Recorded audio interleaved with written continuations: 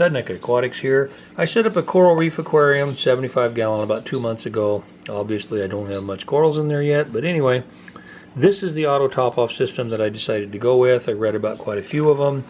And ice cap auto top off. Basically this is your sensor. Your water level goes to here. When it drops down it just stays there. There's no moving parts. I like this one because of the double redundancy, because if this fails and it starts to rise, then this sensor kicks in and shuts it off. And if the water level in the freshwater reservoir goes too low on the pump, then it also shuts down, and it does have audible alarms. And this is the little controller down here. So I have it set up on this one here, and I wanted to point out that this is not a drilled tank. I have a 240 gallon drilled system downstairs, and basically on it you can put your pump in your freshwater reservoir, and as long as you keep your sump full at the right level, the display tank's always full because it's a drilled tank. The water's overflowing down a waterfall type thing.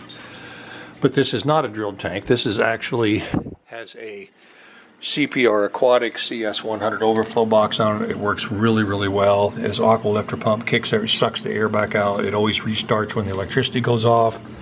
And I know where I want to maintain my water level on that overflow box. But when you're using an overflow box like this and it's not a drilled tank, it's a different system. So as long as I maintain the water level in the display tank, the sump is always at the level that I need it to be. So it's kind of backwards from the other one. And basically what I've done here, this line here is where I want to maintain my water level in my sump. If I kill power, or if I lose power, it drains to about right there. So it does hold everything. You want to make sure that that works in case you lose power. You don't end up with water on the floor. I am going to get a sensor for down here.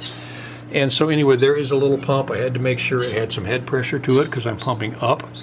And this one has 6.5 foot of head pressure, so it works really, really well. From there,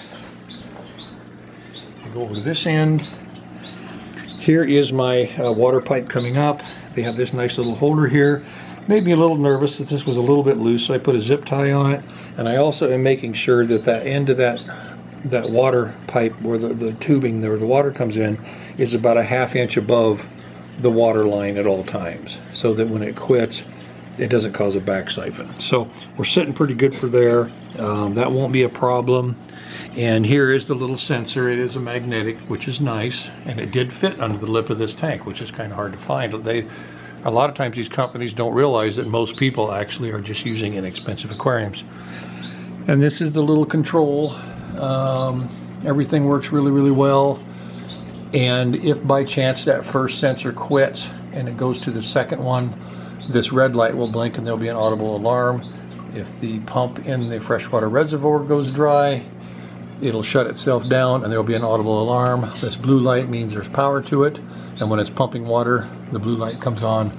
If you want to manually pump water, you can hold this reset button in, and as long as you're holding it in, it will pump water. So works really, really good. I might do an update on it someday and let you know how it's working in 6 months, but right now I'm pretty happy with it.